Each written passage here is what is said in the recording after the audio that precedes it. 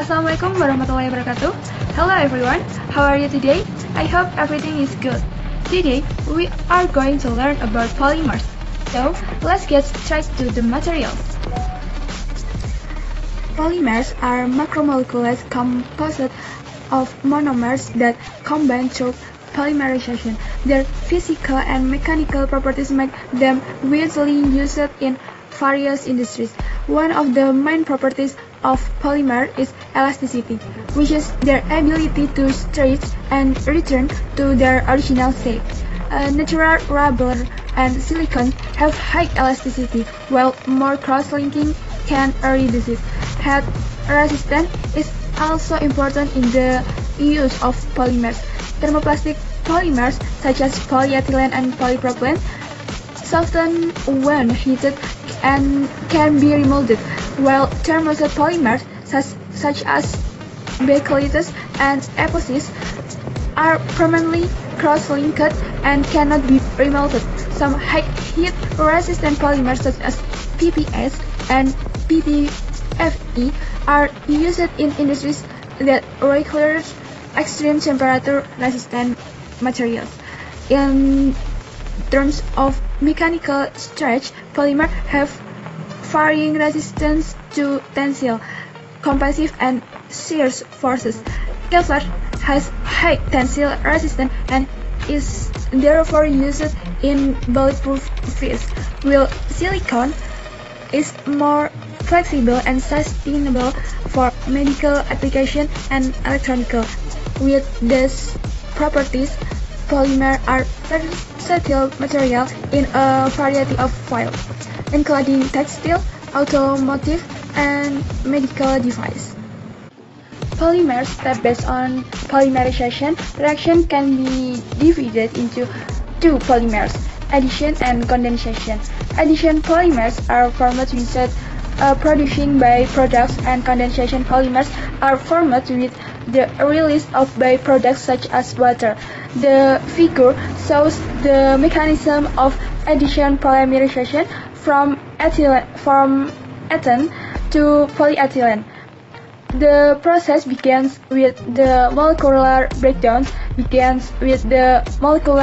of an initiator that produces free radicals. These free radicals then attack the double bonds in the ethane monomer, causing one of the pi bonds in the double to open and form a new radical on the remaining carbon atom. The new radical formed will react with another ethane monomer, opening its double bond and forming a longer polymer chain. This process repeats continuously, forming a long chain of polyethylene with the structure. The reaction ends when the two radicals meet and combine to form a stable covalent bond, so the polymer chains cannot get any longer. The next step is condensation polymerization. The pictures show condensation polymerization from glucose to cellulose. Here is the reaction mechanism in a coherent and easy to understand manner.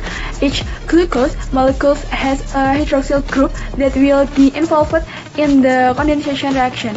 Two glucose molecules are joined via hydroxyl group at carbon 1 of one molecule and carbon 4 of the other. This reaction from a B1 of 4 glycosidic bonds, which is characteristic of cellulose, release of water molecules. This process is called a condensation reaction because in the formation of each glycosidic bonds, one water molecule is released. This keeps repeating until a long chain of cellulose is formed. Cellulose is a linear polymer composed of many D-glucose units. Hydrogen bonds with polymer chains cause cellulose to have a strong structure and insoluble in water, making it the main ingredient in plant cell walls. Polymers can be classified based on their thermal properties into two main types, namely thermoplastic and thermoset. Thermoplastic polymers can fuse when heated and re-solidify when cooled without changing their chemical structure. This allows them to be remolded over and over again, so they are often based in the packaging, automotive, and home appliance industries. Examples are polypropylene, polyethylene, and polyvinyl chloride, or PVC. In contrast, thermoset polymers undergo a chemical reaction that leads to the formation of permanent porcelain when first heated. Once hardened, thermoset cannot be remelted, have a high thermal and mechanical resistance, so they are widely used in the manufacture on electrical component adhesive and heat-resistant coating. Examples include epoxy, bakelite, and polyurethane resin. In terms of mechanical strength, polymers have varying resistance. Polymer to compressive and shear forces. Kevlar has such high tensile resistance that its used is bulletproof face, while silicon is more flexible and suitable for medical application as well as electronic. With these properties, polymers are versatile materials in a variety of fields, including textile, automotive, and medical devices. Next, we will discuss one of the case studies of polymer, its effect of heating temperature and time on the structure and mechanical properties of thermoplastic polymers. The problem formulation is: what is the effect of heating temperature and time on the structure and mechanical properties of thermoplastic polymers? So next hypothesis is excessively high temperatures or prolonged heating can cause thermal degradation, reducing its mechanical strength and elasticity. Furthermore, I have collected various information and data related to the hypothesis. The first information I took from a scientific journal entitled "The Effect of Annealing on the Physical and Mechanical Properties of Polyethylene." Annealing treatment of polyethylene causes changes in physical and mechanical properties, with an increase in value up to a certain time before a decrease occurs. From this journal, it can also be seen that excessive annealing temperature can reduce the mechanical strength of polyethylene due to thermal degradation. Next is information from a journal made by Fao et al. In 2016 entitled "Effect of Temperature Treatment on Mechanical Properties of Hemp Fiber Composite with Polyester Matrix." From the research, it can be seen that tensile and bending strength is higher at 100 Celsius for 1 hour compared to higher temperatures and longer time. The increase in temperature and the lack of time for heating the test will affect the tensile strength of the composite.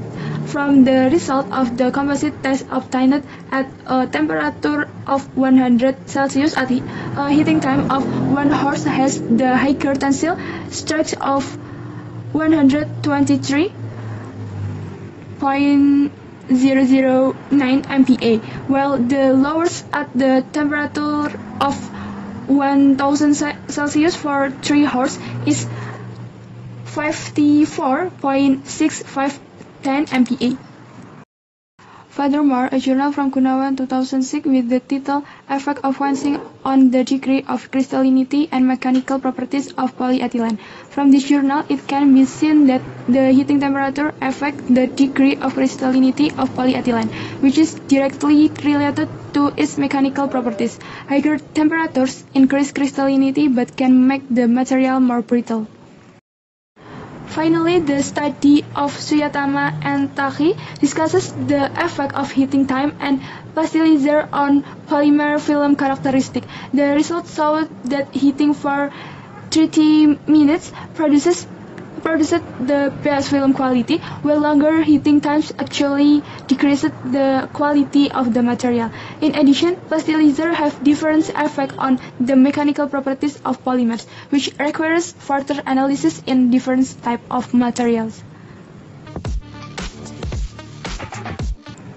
However, not all studies support the claim that heating always negatively affects the mechanical properties of polymers. Some studies show that under certain conditions, polymers can maintain or even improve their mechanical properties when heated at the right temperatures.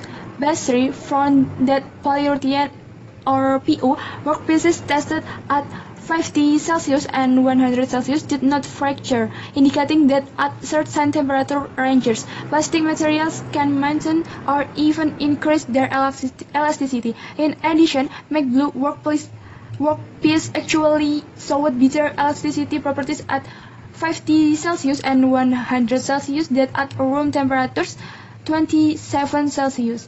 This proves that not all polymers undergo thermal degradation at high temperature, and some actually show improved mechanical resistance under certain conditions.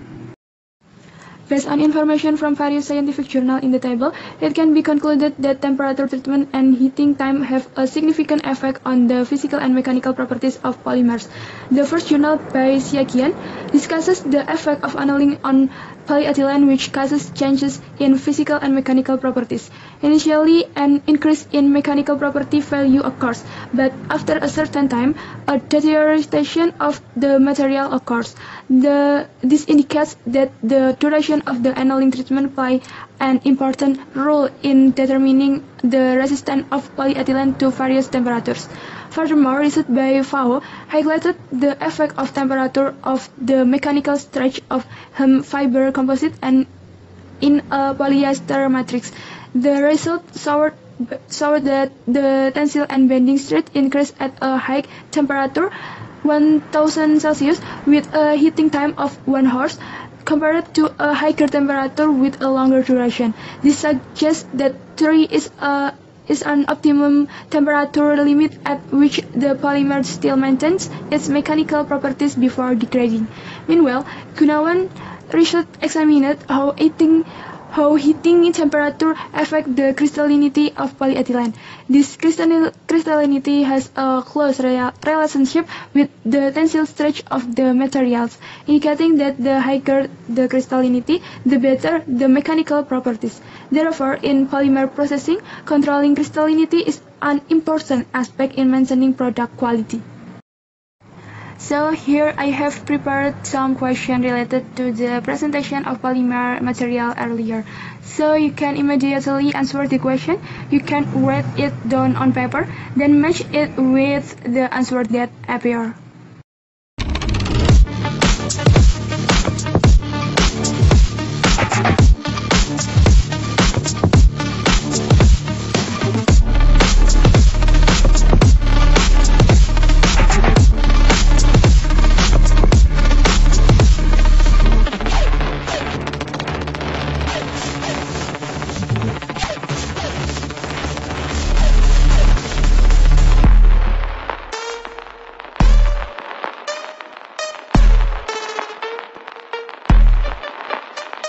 So, do you think your answers are all correct?